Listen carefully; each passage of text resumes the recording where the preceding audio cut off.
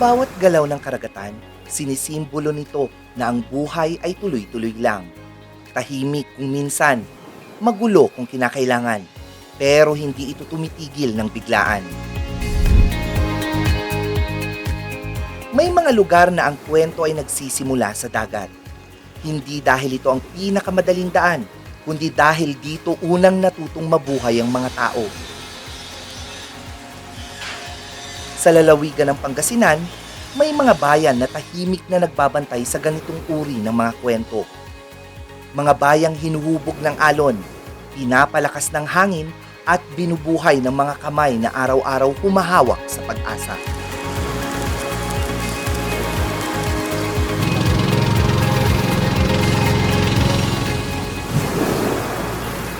Kasabay ng pagsilip ng araw, ang unti-unting paggising ng baybayin. May mga bangkang marahang umaandar, may mga lambat na inaayos, may mga taong muling humaharap sa dagat, hindi lamang upang manghuli, kundi para mag-ani.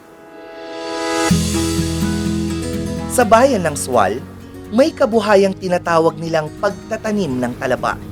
Hindi ito basta paghuhulog ng lambat, dahil ito ay ang tinatawag na proseso ng paghihintay. Sa Barangay Baybay Sur, makikita ang mga kawayang nakabaon sa dagat, mga kawayang kinakapitan ng mga talaba. Dito sila dahan-dahang lumalaki, walang artipisyal na pakain. Tanging tubig dagat ang nagpapalusog at panahon ang humuhubog. Si Nanay Yolanda na halos 3 taon nang nagtatanim ng mga talaba. Pasensya raw ang puhunan niya bago siya kumita. 3 tawanan kami nga nangrugin. Agpukan kami piti kawayan.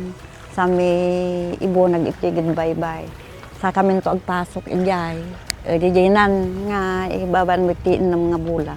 At iniigid ito, adat ibabas nga tirem. Agaputa, impadas mi nga nagikabel. Nagtubo damot ti tirem na. Di madakro damot. So nga nagtuloy-tuloy ay tapos no dati kala no dati ng mga bola nang makita mo nga dati nagtubon. Oray mga damakkelan ang agala kamot kan. Ngayon pa lang, mag-umpisa pa lang ako magkaroon ng income kasi wala naman akong trabaho. Ay mahirap din dahil sa kawayan lang maghahakot ka. Tapos hakotin mo rito. Puro pagod ang nabot din. Hirap din talaga. Sa loob nga ng 6 hanggang 1 taon, maaari ng anihin ng mga talaba. Mas maayos ang kita, mas matatag ang kabuhayan. No dati agurder, agala kami mat. Nagurder dati may sasako, gala kami may sasako. No daddo mata mga la kami si dami. Kala no kuwa gala kami ila ko may gatang may bagas may kasjay. No may ibus ada ya nawanan. Aguray kami manantin ng mga bulanan. Hindi kailangang lisanin ang sariling bayan upang maghanap ng hanap buhay dahil nasa harap lang ng tahanan ang kabuhayan. No aji lalo na aji nagdadakkel ken nagmet agala, manmanumot ti may nga may sukat. So ajay nagmet agala. Taong 2022 nang mas formal na nabuo ang samahan ng mga oyster farmer sa tulong ng Bureau of Fisheries and Aquatic Resources o BFAR at lokal na pamahalaan ng Sual. Nagsimula yung namin ma'am 2022 tapos hanggang sa tulong ng BFAR at saka LGU. Tinulungan kasi kami ma'am kaya medyo naayos naman yung namin, pag-aasikaso namin sa mga talabahan namin. Ma'am, yung sa amin dyan sa may mga drum, sa strap yon, tinatalian tapos binibitin namin dyan sa mga drum namin, sa mga balsa namin. Hanggang sa doon yung pasimilyahan namin, pag medyo marami na, nililapit namin doon sa palakihan. Inaayos namin yan ma'am, kung halimbawa may sira, nilinis. Awa ng Diyos, hindi naman po nasira yung nung nakaraan lang na bagyo ang medyo nasira na kasi medyo marupok na yung mga balsa namin. Marami silang naitutulong pati sa BFAR. Kung may mga project na binibigyan kami. Yun po talaga yung pinagkukuhanan ng mga pang-araw-araw na gastusin ng laki na naitutulong ng mga oyster na yan sa amin. Kusa silang nagbibigay talaga. Kaya bilib din naman talaga ako sa tulong ng mga BFAR at LGU sa amin. Hindi ito trabaho ng iisang tao lamang. Hindi lamang ito trabaho ng mga nagtatanim ng talaba. At mas lalong hindi ito trabaho lamang ng mga nagtitinda. Naroon kasi ang paniniwalang Kapag sama-samang kumilos ang bawat miyembro ng komunidad, sama-sama rin silang aangat. Dahil sa bayan ng Sual, mas matatag ang bawat residente kapag sama-sama sila sa paggawa.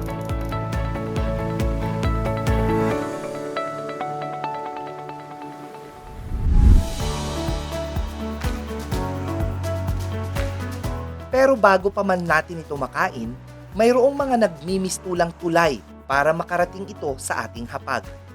Hindi na mabilang ni Nanay Leticia kung ilang talaba na ba ang kanyang nabenta. Pero sa mahigit 40 taon nitong pagtitinda, kabisado na niya ang panahon.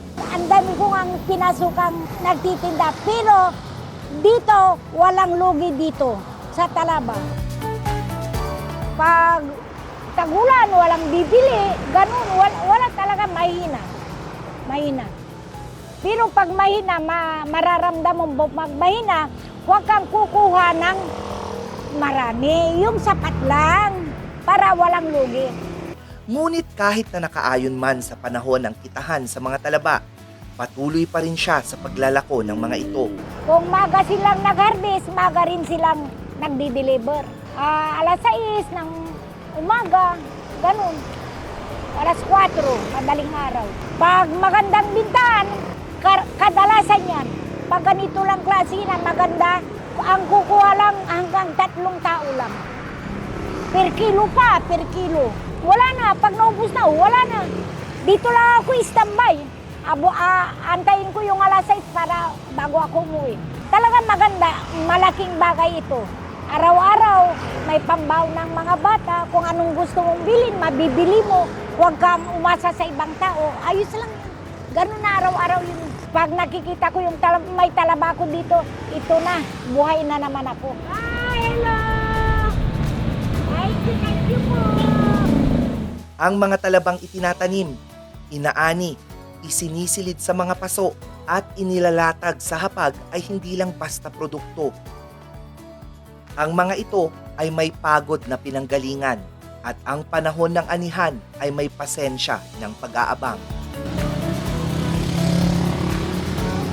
Sa gilid naman ng kalsada sa lungsod ng Dagupan, may mga mesa ng nakaayos. May mga palanggana ng tubig, may mga talabang bagong bukas at may singaw ng usok mula sa mga ihawan. Hindi rin mawawala ang mga nagbubukas ng talaba. May naglalagay ng sausawan at may mga tumitikim.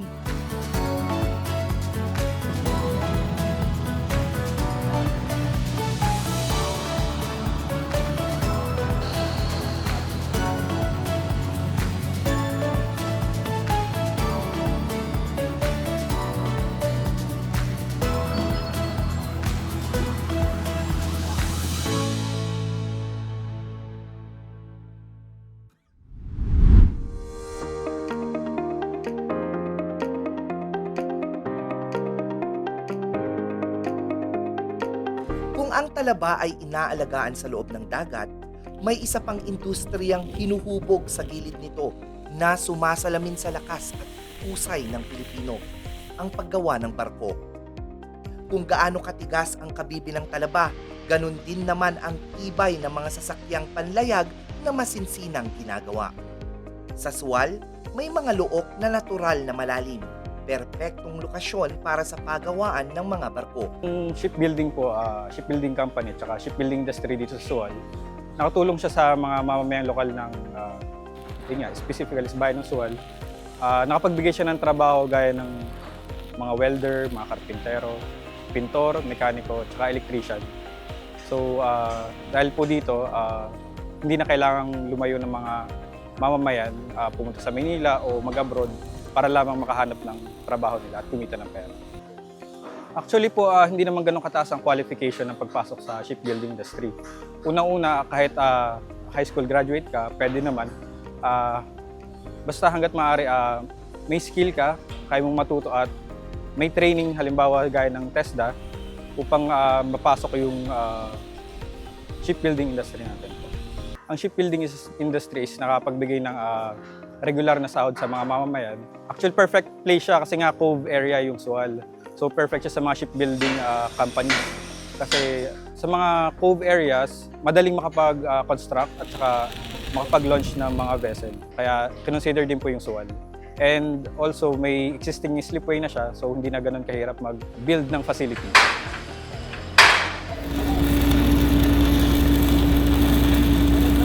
Taong 2008, binuksan ang pagawaan ng barko sa bayan.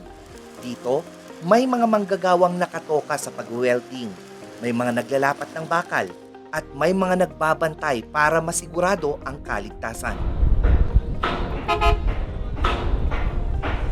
Taga Sual po ako. Dahil po malaki po yung salary po. Tsaka ang kagandahan po doon may mga benefits po sila. Mas okay po yung andito po ako kasi malapit po ako sa pamilya ko. Kasi yung strand ko po dati, sir, ismaw po kaya in-apply ko na lang po dito sa shipyard. Maganda po yung pamamalakad ng company tsaka kumpleto po sa benefits tapos medyo malaki po yung sahod. Kasi siyempre ito na yung nakasanayan ng katawan ko, sir. Dito na ako nahasa, ito na yung parang talent ko na rin.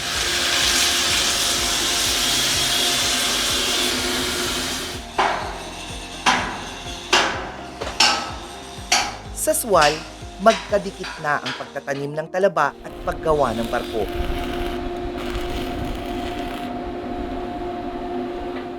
Magkaibang uri ng trabaho na umaasa sa dagat.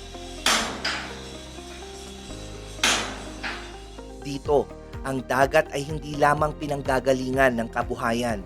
May nagtatanim ng buhay. May gumagawa ng sasakyan para mabuhay. Magkaiba man ang anyo, iisa ang layunin. Kabuhayang may dangal.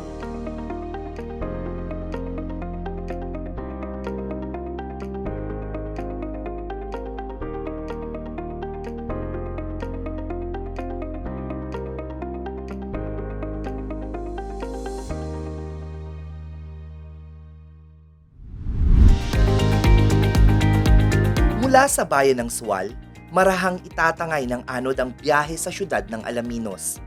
Isang lungsod na kilala ngayon bilang tahanan ng higit 100 maliliit na isla, ang 100 Islands.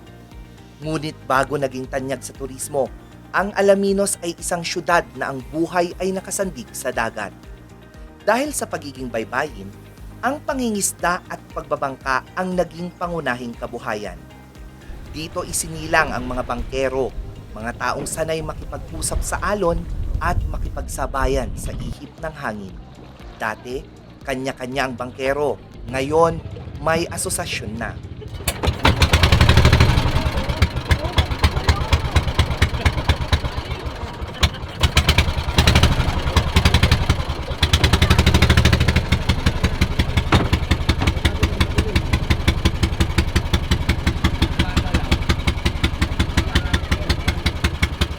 Bali, sumasama po ako sa parents ko po noon. Nung bata pa lang ako, sumasama na ako sa parents ko na nagbabangka sila. Hanggang natuto na rin po akong magbangka. Mga 12 years old po. Nung matuto na akong magbangka na kwento. Kasi may sarili rin kaming bangkang malit noon na pang fishing lang. Tapos kung minsan yung walang naghatid ng 100 Islands, kami na po yung gustong pupunta sa island. Kami na yung naghatid po. Natuto na rin po ako doon. Maganda rin, sir. Kahit papano, naihan ko rin yung mga pamilya ko, yung mga magulang ko nakakuan din. Tapos nakapagpaaral din po ako ng mga anak ko po, sa pagbabangka po. Nakabili rin na rin po ako ng sarili kong bangka. Talagang ganun po, sir, kasi yun na po ang nakagisnan kong hanap buhay. Nag-iingat na lang po kami sa pagbabangka, sir, kahit maalon. Kung may biyahe sa island, talagang nagkakuan din pa rin kami, sir. Nasa pag-iingat na lang po. Bali, pag yung panahon, sir, ng amihan, kasi yung mga hangin din, di natin alam kung pare-parehas. Kung malakas po yung hangin, malakas din po yung alon. Hindi po natin pwedeng puntahan yung mga iba't ibang island, ganun po. Bali, iniikutan na lang po natin para hindi masira po yung bangka. Kasi pag ibinaba natin yung bangka natin na ipipilit sa mas malaking alon dun sa baybuhangin, talagang iuga-uga, parang idinuduyan din lang po. Kasi, sir, yung bangka, sir, pag nagbabangka ako, may kasama rin po ako. Yung kasama ko, na-experience din niya na natututo rin siya unti-unti habang sumasama, habang nagbabiyaya ko sa ilan sumasama, doon rin siya natututo. Bali, yung mga bata sir, kung walang pasok lang po naman po sila sumasama sa amin. Pero pag may pasok, hindi naman po kami nagkakon sa mga bata sir kasi papasok din sila eh. Pasensya na po tayo sir kasi medyo maingay yung bangka pag tumatakbo. Yung papakisalamuha ng magandang pagkikipag-usap sa mga turista, yung may mga po at mga po, yun po ang talagang dapat natin dalhin sa pakikipag-usap ng mga turista para maganda po yung approach natin sa po. Kaya medyo maingay po.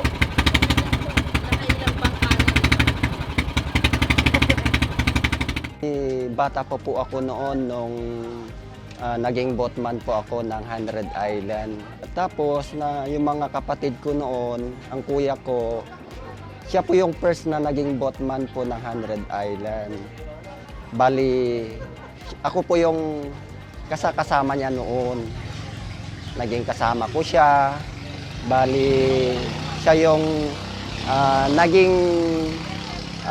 nagturo sa akin kung paano maging boatman din.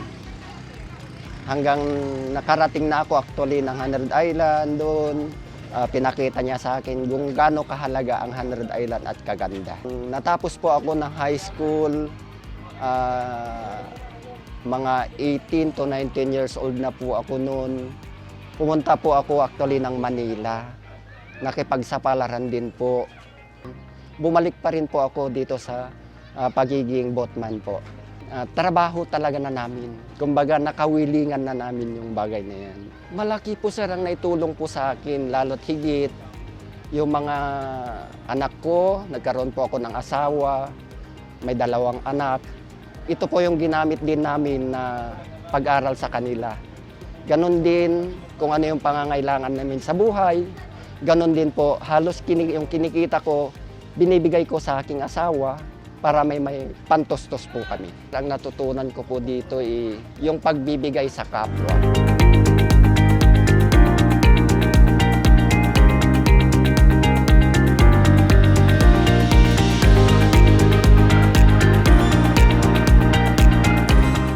Noong 1940, sa bisa ng Presidential Proclamation No. 667 ni dating Pangulong Manuel L. Quezon, kinilala ang 100 Islands bilang kauna-unahang national park sa bansa.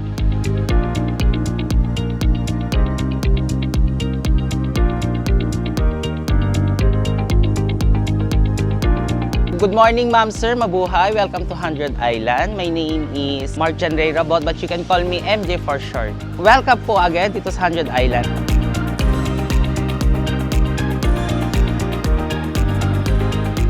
Isa si Mark sa mga nabigyan ng oportunidad na maging tour guide. Pero bago niya pasukin ang trabahong ito, naging maglalako muna siya ng mga kabibe. Nag-start po ako as tour guide way back year 2017. And at that time, 17 years old lang po ako. And then hindi rin po ako DOT accredited kasi iilan lang po yung DOT accredited po before dito sa may Alaminos City. And then, na-accredit po ako last 2022 after pandemic po nung nagpa-train po ang LGU ng community tour guiding po. And then, isa pa ako sa pasado as Department of Tourism accredited tour guide po. Isa pa akong nagbibenta ng mga seashells sa island, souvenir, mga ganun po. And then, may nakikita po akong mga kakilala, kaibigan na nagtutour din po. And then, sinabi ko na lang sa sarili ko na, ay parang kaya ko namang gawin ang mag-tour guide, parang ganun po. Actually, nung nag-tour guide ako without the proper training po as a tour guide, hindi ko po alam kung paano simulan. Pero parang ang ginagawa ko na lang, kinikilatis ko yung guest kung paano makisabay sa kanila at kung paano maging tour guide para sa kanila po. Actually, yes, mga group of teachers, mga nag-tour din ng mga lakbay-aral, madami na sir.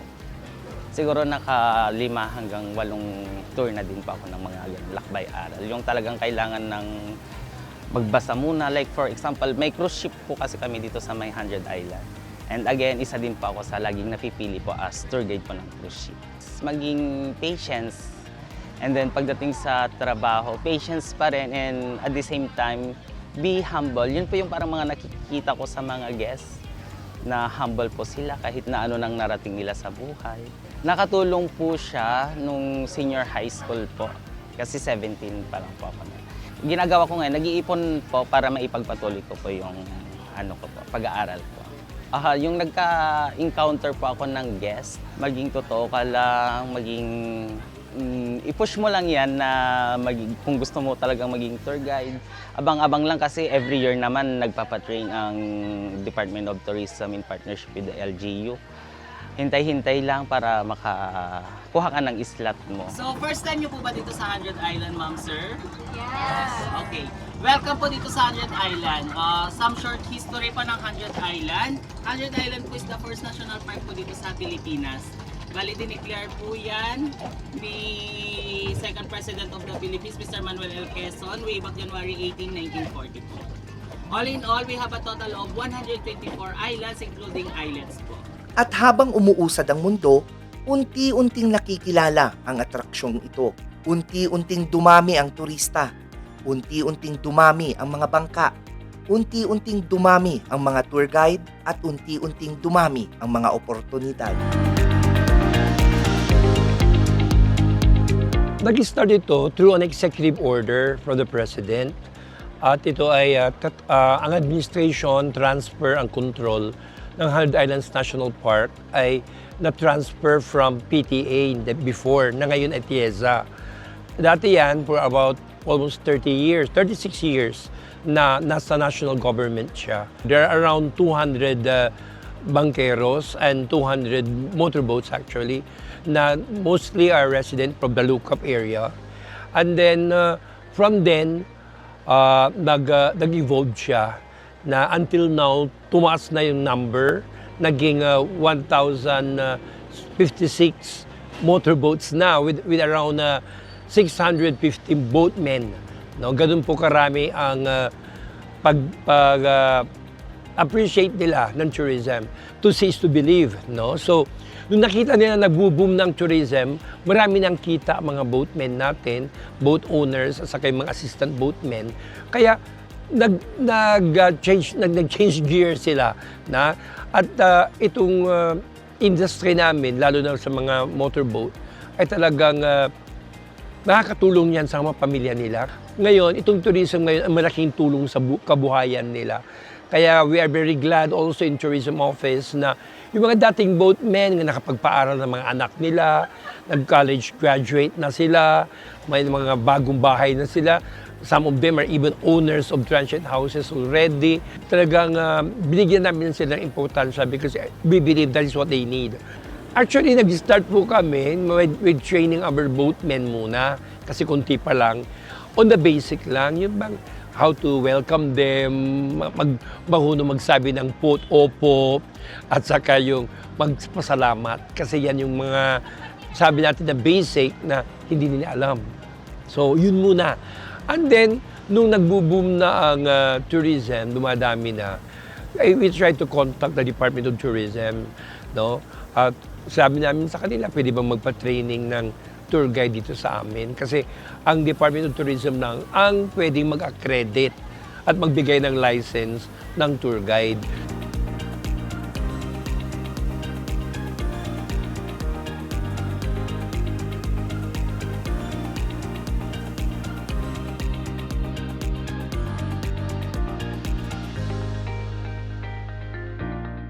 Nag-start po yan year 2021 po. So, bali, meron lang kaming 24 na tour guides dito po sa may Alaminos. And then, mula nung nag-start po yun, May nung nag-start, 2021, and then hanggang sa nadagdagan kami ng mga tour guides pa. And then hanggang ngayon, meron na kaming nasa 65 na active tour guide. Mapaganda yung association namin, kumita ang bawat isa tour guide. And then, siguro mas improve pa namin yung pagiging tour guide namin sa mga bisita natin.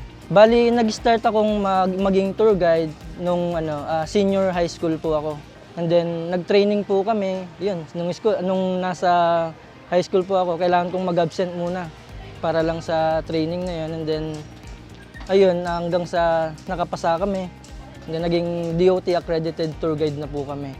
Doon na nakatulong sa akin yung pagiging tour guide, lalo na sa schooling. Yung nagtulak sa akin na maging tour guide or i-pursue yung profession na to is since nung nawala yung papa ko po.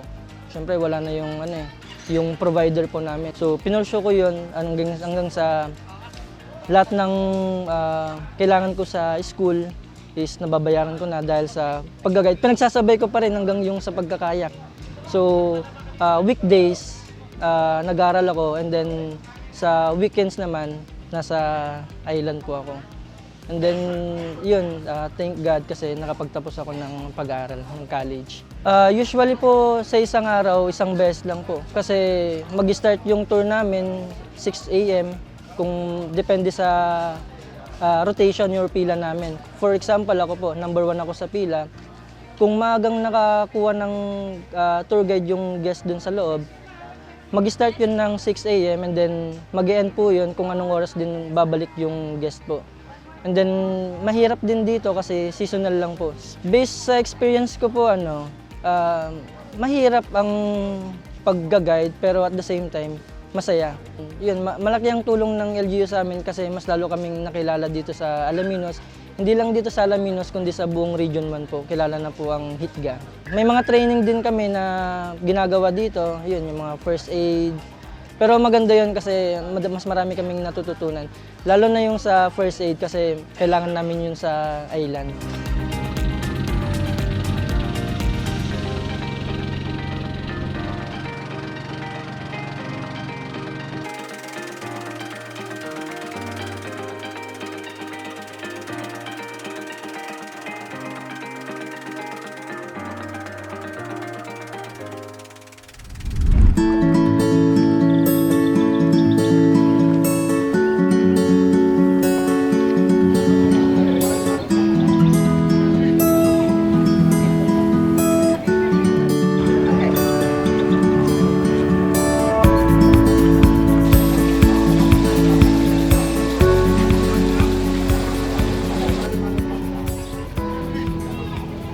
Ngunit kasabay ng pag-usbong ng turismo ay ang panawagang pangalagaan ng dagat at katuwang ang mga tour guides para maiparating ang advokasiyang ito sa mga turista. Hindi lang sila taga-kwento ng isla, tagapagbantay rin sila. Ito po yung program na Basura Mo, Iuwi Mo program. Actually, ang procedure nito, yung mga guests, pag nag-register, binibigyan namin sila ng garbage bag in exchange of the 200 pesos na deposit. No? Then after that, per group yun, no? After that, lahat ng kanilang mga basura sa island or dala nila from mga balat ng candy, sa motorboat, kumakain na sila ng balat ng mais, na kinakain sa daan, chichirya, they have to put that in a garbage bag. Isa sa nabubulok, isa sa hindi nabubulok. Then after their trip, they will come back here, they have to bring with them yung kanilang basura at dadali nila doon sa station ng Basura Mo, Iuwi Mo para ibalik namin sa kanila yung kanilang 200 pesos. Nilikha ng pamahalaan ng mga patakaran upang tiyaking ang turismo ay hindi sisira. Bagkus, mag-iingat at magsisilbing proteksyon. Proteksyon ng mga biyayang hatid ng dagat para ito ay manatili para sa susunod pang salinlahi. Actually, ito yung isang naiiba. Ang plano namin dito will bring it for what we call the A2 Pearl Awards. It's a competition for environmental what we call awareness programs of LGU. Kaya yan, kinako din namin. At sa kompleto kami sa statistics. Alam namin kung ilang basura, ilang styro, ilang plastics, ilang debris, lahat yan ay nasa statistics namin in an everyday basis. Yung mga turista ba, nagbabalik talaga. Kasi pag hindi na naibalik yung basura nila, we will not refund their deposit. 200 piso ang kailangang ideposito o iiwan ng mga turista sa registration site. At para mabawi ang perang ito, kailangan lamang nilang kolektahin at iuwi ang kanilang mga basura pagkatapos ng kanilang island hopping. Sa syudad ng Alaminos, hindi lamang kita ang mahalaga, kundi ang pagpapanatili ng kagandahan at kalinisan.